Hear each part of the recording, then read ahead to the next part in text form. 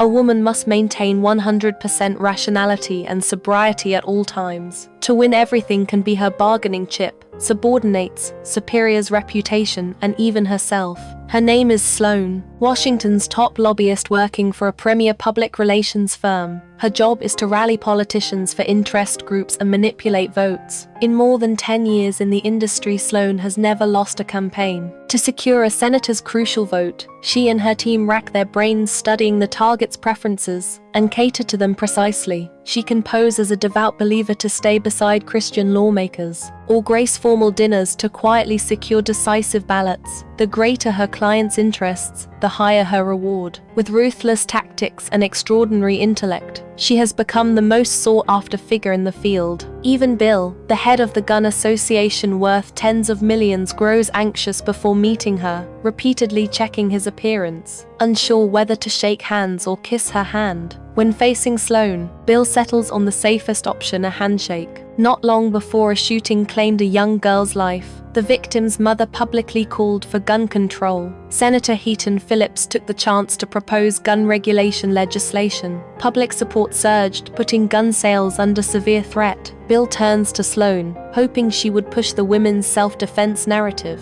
advocating females carry firearms to protect themselves and their children, and oppose gun restrictions in women's name. Judging by Sloane's established reputation of prioritizing profit above moral boundaries, everyone expects her to accept the offer instantly. Yet after hearing Bill's plan, Sloane bursts into laughter. Weak people striving for greater power is understandable, but the purpose of law is to restrain perpetrators, not encourage universal gun ownership and push society toward chaos. Recognizing this truth, Sloane turns the proposal down flatly. Bill and her superior are enraged, unable to comprehend her abnormal choice, and even suspect she suffered losses from a shooting incident. This assumption is incorrect. The Columbine High School shooting left 13 dead and 23 wounded. The Charleston church shooting killed 9 and injured 1. Shooters can purchase guns without proper identification. If gun control fails, society will spiral completely out of control. On this issue, Sloane holds firm to her bottom line. The company cannot tolerate staff with fixed moral stances, and her superior fires her without hesitation. Sloane is utterly stunned. For over a decade, she devoted everything to her job, abandoning social interactions and romantic relationships, working intense hours every single day. Her doctor warns her lifestyle amounts to slow suicide, yet she never cared. On the night she is dismissed, Sloane attends a ball in elegant attire, secretly contacting female senators supporting gun control. A journalist quietly follows her, immediately realizing she rejected the gun lobby because she advocates tighter firearms regulations. This journalist is Schmidt, leader of an anti-gun association. She earnestly invites Sloane to join, convinced Sloane can turn the tide. Sloane takes her business card verbally, refusing while her eyes reveal unwavering resolve.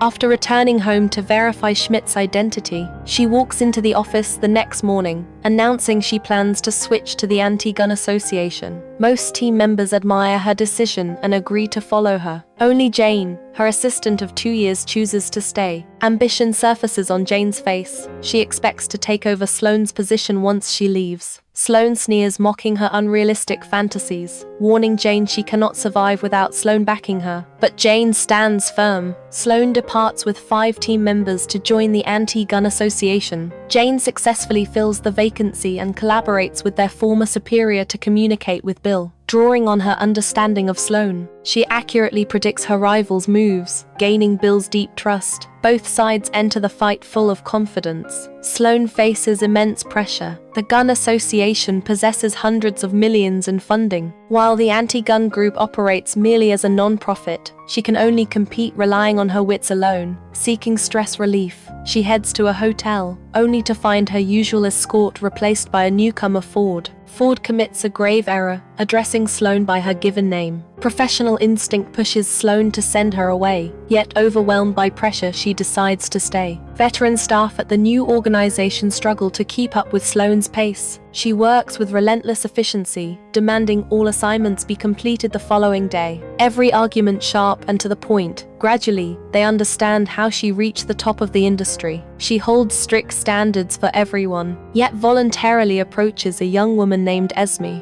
They start chatting about driver's licenses. Sloane confesses she obtained her license, but cannot bring herself to drive. This is the only deliberate vulnerability she retains amid her fierce career. Their conversation flows smoothly, and they share dinner together. Esme gradually lowers her guard, yet evades questions about her middle school years. Sloane knows clearly this is exactly why she sought out Esme. At that moment, gun control bills hold 34 votes. The gun lobby secures 44. 22 senators remain undecided. They need at minimum 16 more votes to catch up. Both sides target one pivotal lawmaker simultaneously. Sloane arranges her subordinate Clara to disguise herself as a journalist, preparing to ask tough questions during a forum. But Clara is never called upon to speak. She discovers her name has been removed from the list after being monitored. Sloane stays completely calm. She prepared a backup plan. When the final question slot opens, the host calls on a doctor, the real insider. Clara was merely bait. The doctor directly asks whether the senator supports gun control. Under public scrutiny, the politician has no choice but to voice approval. Influenced by his statement, two other senators switch sides. Sloane claims a major early victory. Clara, however, cedes with resentment, having been used as disposable bait, without receiving a single comforting word.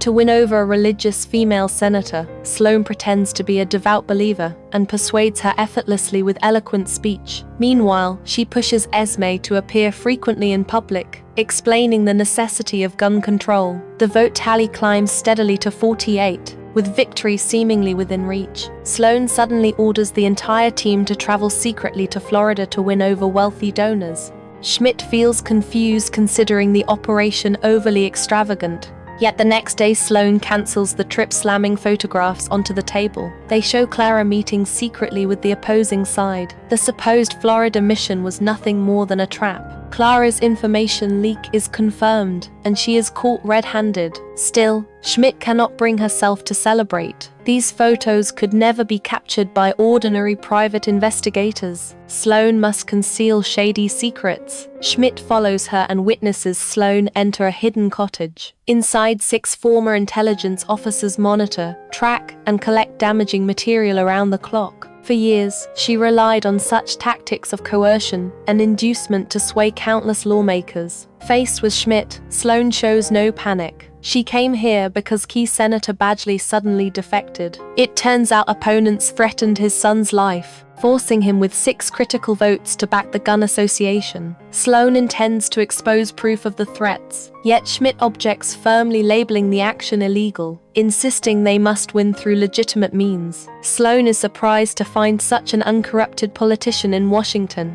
a faint warmth stirring inside her heart. Shortly afterward, crowds surround Badgley in protest. Crushed under public pressure, he reverts to supporting gun control, casting 6 vital ballots. Opponents are utterly stunned. Momentum swings heavily toward gun regulation. Sloane continues traveling to lobby for votes, until she runs into Ford unexpectedly at a dinner party. The two share a special history. Sloane pretends not to know her and hurries away, their interaction witnessed by colleagues. Vote counts draw closer. A television station hosts a debate, matching Sloane against teammates from her old firm. Both sides clash fiercely, refusing to concede ground. As the debate reaches its peak, Sloane shocks everyone with sudden remarks. The camera sharply cuts toward Esme, who panics and flees the scene. She is the survivor of that school shooting. Approaching Esme, elevating her public profile was all part of Sloane's scheme. Esme is merely her sharpest tool. Sloane chases her into a room displaying no remorse. She only hopes Esme participates in interviews as a first-hand survivor,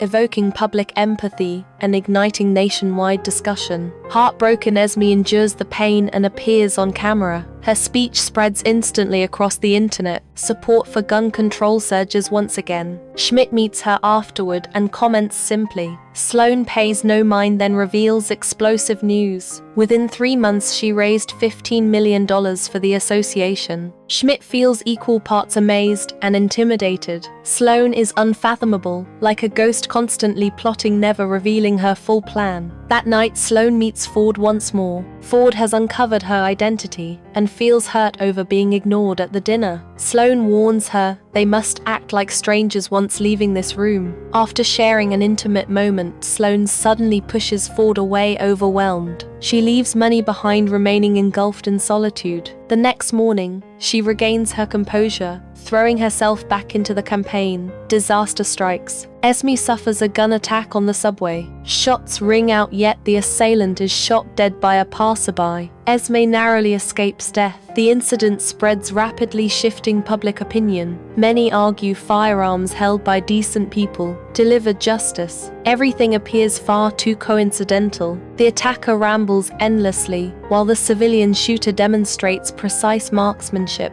Sloane arrives to meet Esme, expecting her to collapse and withdraw. Instead, Esme grows even more resolute. Opponents seize the opportunity, spreading rumors that Sloane staged the shooting, exploiting Esme's suffering to win sympathy. Online opinion turns hostile, team morale crumbles. Schmidt loses hope, questioning why she refuses to step down. Once she embarked on this path, she would never turn back. She makes a phone call to Jane. She finally realizes she underestimated Jane. Her former employer quickly exploits the scandal, digging up old tax filing discrepancies, charging Sloane with tax evasion. During the hearing, the judge presses relentlessly, even portraying her sleeping medication as substance abuse. For the first time, Sloane loses her temper. Her secret surveillance team is exposed. Schmidt testifies in court, leaving little room for denial. Worse, her private life becomes public record, and Ford is summoned to testify. When the judge asks whether Ford recognizes Sloane, everyone anticipates a crushing verdict. Yet Ford changes her testimony on the stand, stating she only met Sloane briefly at a dinner after being rejected when attempting conversation, denying working as her escort, delivering false testimony to protect her. Sloane stares upward in shock. The final statement arrives, all eyes locked on the legendary undefeated lobbyist. Will she manage another comeback? She lifts her water cup, trembling hands, betraying nervousness. Even the strongest people know fear. Sloane speaks calmly, admitting she manipulated pawns by any means necessary, even placing those around her in danger. She accepts punishment for her choices, yet refuses to allow her convictions to be slandered. She advocates gun control not for profit, but out of conscience. Chaos erupts across the courtroom. She continues her furious condemnation. Make no mistake, these politicians are the true parasites undermining American democracy. She knew from the very beginning she would end up on trial, her credibility destined for ruin. At that moment, Jane walks forward, submitting her resignation in full view. Her former superior stands confused. Sloane unleashes her final gambit. From the day she left the company, Jane operated as her embedded insider. Their public falling out was pure performance meant to earn trust. Over the years, Jane continuously delivered intelligence, letting Sloane stay fully informed of every rival strategy. She also collected evidence, proving Bill the Gun Association director colluded with members of Congress to manipulate justice. She set this trap on purpose, instructing Jane to hand incriminating evidence directly to opponents. The courtroom falls into total disorder as the truth emerges. 10 months later, a lawyer visits Sloane in prison, bringing news. Gun control legislation has officially passed. This victory purchased with her freedom. Sloane behaves well with only 6 months remaining of her sentence. Prison amounts to nothing more than a break for her. Upon release, her legend will continue.